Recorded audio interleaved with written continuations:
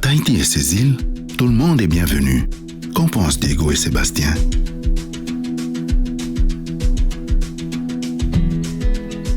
Bonjour, je m'appelle Sébastien, j'ai 55 ans et nous habitons avec Diego à Paris et nous sommes ensemble depuis 15 ans maintenant pratiquement. Avant de venir à Tahiti, on avait l'image que tout le monde, que le monde entier a en tête, c'est-à-dire des plages de rêve, voilà, une civilisation forte, avec des traditions encore qui se perpétuent et qui se préservent. Et on a découvert beaucoup plus que ça en venant.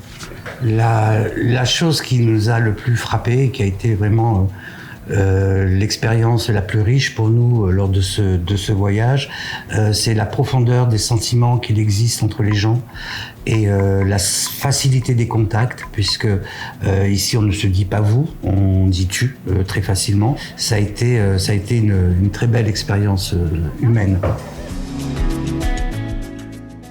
Ce que nous avons trouvé aussi, c'est que il y a des gens de la communauté LGBT partout.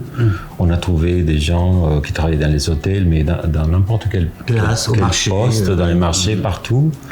Des gens de la communauté LGBT. Qui est intégré à la vie sociale, culturelle de ces îles. Nous avons rarement eu, et pourtant nous avons beaucoup voyagé avec Diego, mais nous avons rarement eu un accueil et un sentiment de bien-être quand on arrive dans un pays. On se sent tout de suite à l'aise, déjà parce que les gens vous accueillent avec un sourire que l'on ne retrouve rarement ailleurs. Des beaux sourires. Et puis on évolue dans un cadre paradisiaque, il faut le dire.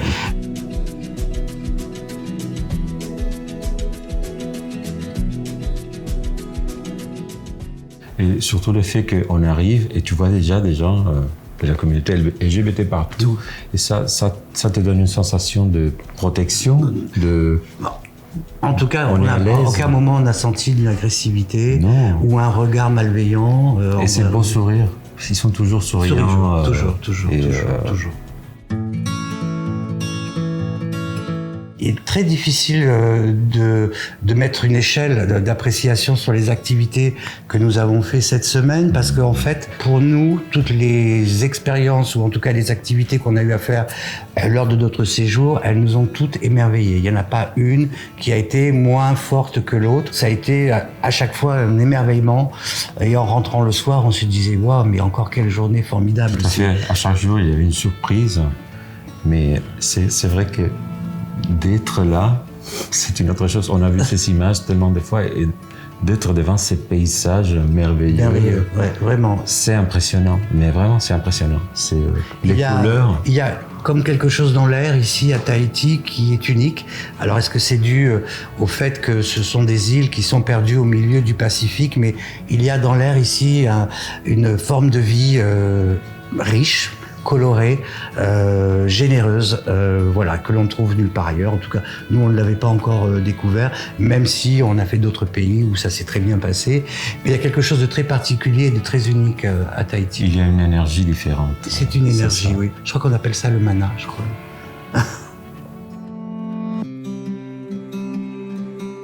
Le marché de Tahiti est une explosion de couleurs, de senteurs, et attention à vos porte-monnaies parce que on est tenté un petit peu de tout acheter, mais au-delà de ça, c'est voilà, un paradis pour les yeux, pour les odeurs, un endroit très fort, et on sent que c'est aussi un lieu de rencontre, d'échange, où les gens viennent discuter, marchander, et c'est une rencontre entre la population locale et les touristes qui sont de passage. Mais ça a été une très très belle expérience. Et surtout qu'elle n'hésite pas à expliquer d'où les choses viennent.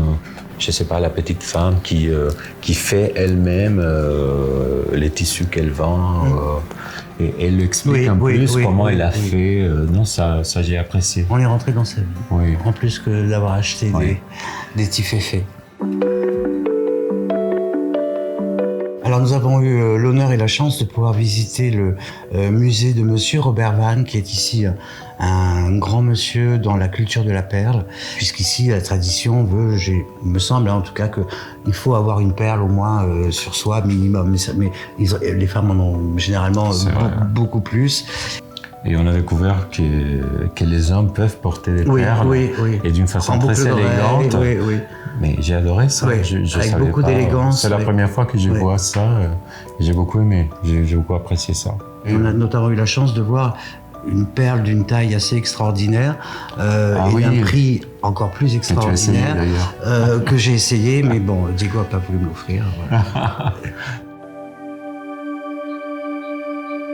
Découvrir la forêt à Tahiti a été pour nous une très très belle expérience et on était loin de s'imaginer, puisque lorsqu'on parle de Tahiti, on parle des lagons, on parle de la plage, mais il faut savoir qu'il y a aussi ici, à l'intérieur de l'île, des endroits magiques, des forêts magiques, et je dirais même plus, si on doit venir à Tahiti, l'aspect marin est égal à l'aspect forestier, c'est-à-dire que les deux ont leur charme et leur force en même temps. Je pense qu'on n'en parle pas assez parce que quand nous avons découvert ces paysages, on était vraiment très surpris, oui. J'étais surpris de voir ça. Non, je ne pensais pas que Tahiti... Une nature, une forêt aussi belle et aussi grandiose. Tout à fait.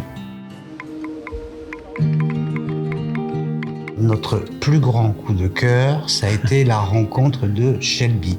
Shelby, comment vous la décrire? C'est quelqu'un qui est hors du temps, qui a une personnalité extraordinaire et qui vous apprend en 2 minutes à faire le mouvement de danse tahitienne. J'ai réussi à le faire, donc tout le monde peut le faire. Pour moi, c'était très compliqué de faire les deux choses en même temps. Mais parce que tu m'expliquait d'une façon tellement, avec tellement d'amour, et avec un sourire, avec le cœur, je me sentais tranquille avec elle.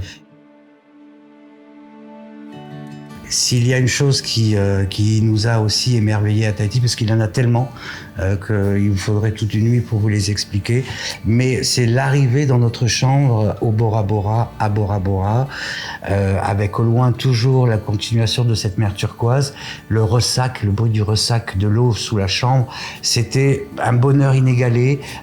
C'est incroyable de se réveiller dans ces bungalows de rêve. Et voir ça les matins, ça n'a pas de prix. En fait, il faut le faire une fois. Voilà, vous sortez du lit et vous plongez dans la mer directement. Au bout du lit, il y a la mer. Et il n'y a pas une chambre plus romantique que ça. Tout à fait, oui, oui, c'est ça.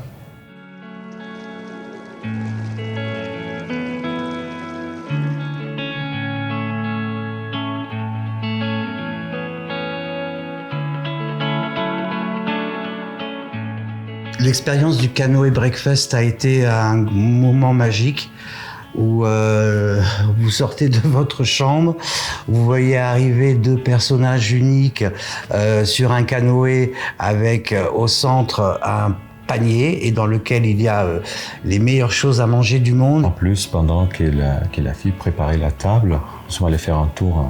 Oui, on a eu la chance que notre piroguier nous fasse faire un tour du lagon.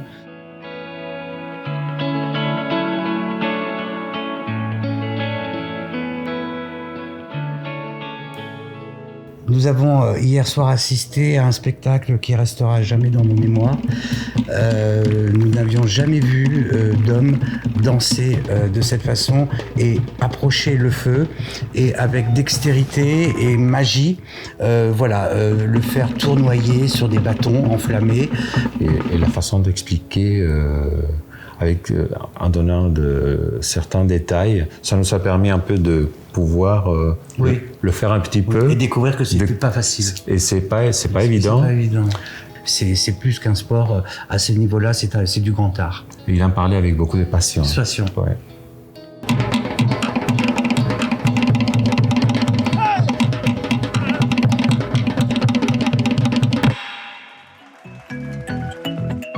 Nous avons la grande surprise de terminer notre séjour par une soirée au Malabar.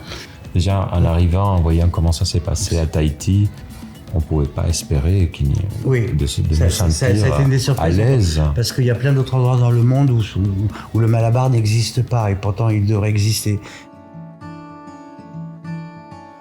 C'est avec une grande tristesse que je vais quitter Tahiti parce que je n'ai jamais connu un accueil aussi chaleureux et merveilleux. Merci à vous mes amis tahitiens et tahitiennes et on va se revoir bientôt. C'était un séjour impeccable et impressionnant.